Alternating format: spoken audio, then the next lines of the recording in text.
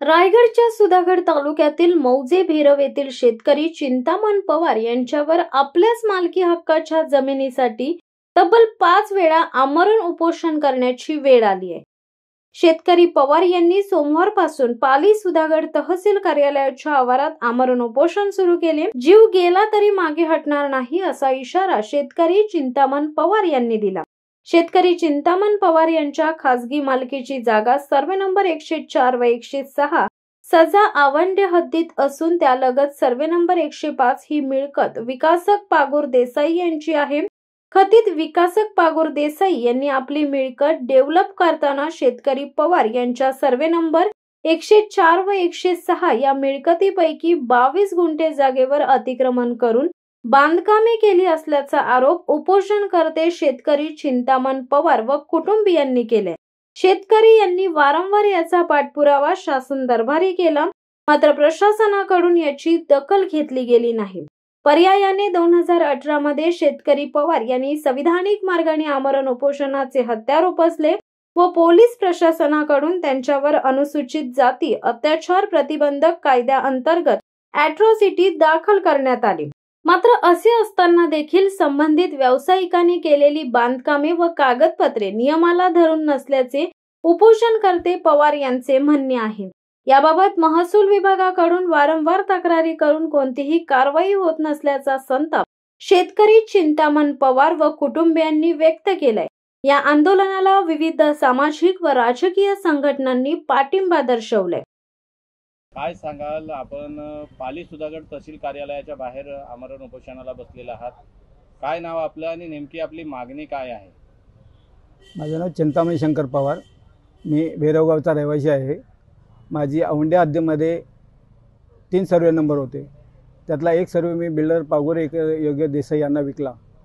पण बिल्डरनी डेव्हलप करताना माझ्या 104 आणि 104 2 सर्वे नंबरमधील 22 गुंठे जागा त्यांनी अतिक्रमण केलं। त्यासाठी मी सरकारी मोजणी टाकली, तेव्हा मला समजलं की आपली 22 गुंठे जागेमध्ये अतिक्रमण आहे। मी तहसीलदारांना यांना वेळोवेळी पत्र दिले की बाबा माझ्या जागेत अतिक्रमण आहे। जिल्हाधिकाऱ्यांना पण दिलं। जिल्हाधिकाऱ्यांच्या पत्रातून तहसीलदारांना पत्र आलं की बाबा चौकशी करून पाहणी करा। तेव्हा तहसीलदारांनी चौकशी करून त्याचे पूर्ण मेजरमेंट घेऊन अतिक्रमण झाले असं सिद्ध केलं। त्याच्यानंतर भूमी अभिलेखनी आम्हाला लेखी लिहून दिलं की ज्या सर्वेयरांनी मोजणी केली त्यांनी जागेवर न मोजणी करता टेबलावरच मोजणी केली। त्यामुळे तिथे जो भूमी अभिलेखचा जो आहे तो मला जास्त सतावतो, कारण काय, जर ती जागेवर मोजणी झाली असती तर माझ्या 22 गुंठे जागेमध्ये अतिक्रमण झालं नसतं। हे तहसील कार्यालयाला मी वेळोवेळी सांगून त्याच्या लोकशाही मार्गातून उपोषण केलं, पण तहसील कार्यालयातून खाली आश्वासने मिळतात, त्याच्या पलीकडे काय देत नाही। आत्तासुद्धा आम्हाला आजच्या उपोषणाला तहसीलदारांनी आम्हाला पत्र दिलं। आमची मागणी काय आहे, तुम्ही आम्हाला पत्र काय देत आहे?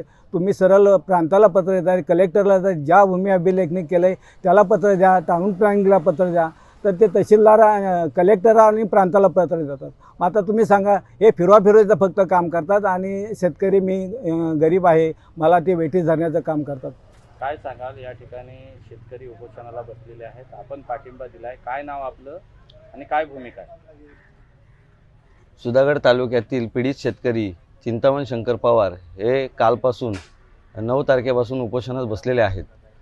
तरी त्यांच्या या उपोषणासाठी माझं नाव स्वप्नील अनंत गायकवाड, वंचित बहुजन आघाडी सुधागड तालुका अध्यक्ष, या माझ्या सर्व कमिटीच्या वतीने आम्ही यांच्या उपोषणाला पाठिंबा दिलेला आहे। गेली 4 वेळेस शेतकरी उपोषणात बसला असून देखील या प्रशासनाने कोणत्याही प्रकारचा न्याय त्यांना दिलेला नाही आहे। त्यांच्या मागण्या अशा प्रकारे आहेत की ज्या अधिकाऱ्यांनी कप्रत बनवलेली आहे त्या कप्रत बनवल्यामुळे त्यांच्या जागेमध्ये अतिक्रमण क्षेत्र झालेलं आहे। आज जर त्या अधिकाऱ्यांनी कप्रत बनवली नसती तर त्या जागेमध्ये एनए प्लॉट झाले नसते। आज शेतकरी गेली अनेक वर्ष या शासनासमोर न्याय मागत आहे, त्याच्या जागेमध्ये अतिक्रमण झालेलं आहे। हे शासन त्या बिल्डरवरती त्यांचा वरद हस्त आहे। हे प्रशासन या पीडित शेतकऱ्याला कुठल्याही पद्धतीला न्याय देत नाही आहे। त्यामुळे आम्ही वंचित बहुजन आघाडीच्या वतीने या शेतकऱ्याच्या पाठीशी आहोत। तसेच शेतकऱ्याची मनस्थिती आत्ताच्या परिस्थितीमध्ये अशी आहे की या शासनाने या शेतकऱ्याला पूर्ण आत्मदहन करण्यापर्यंत त्या व्यक्तीची आज मानसिकता बनलेली आहे। गेली अनेक वर्ष ते या ठिकाणी उपोषण करत आहेत, परंतु कोणत्याही प्रकारचा त्यांना न्याय मिळत नाही।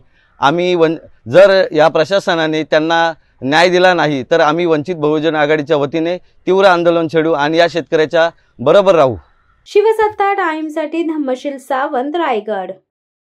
धडक बेधडक वृत्त देणाऱ्या आपल्या शिवसत्ता टाइम्स न्यूज चॅनलला लाल बटन दाबून सबस्क्राईब करा आणि बेल आयकॉनला क्लिक करायला विसरू नका।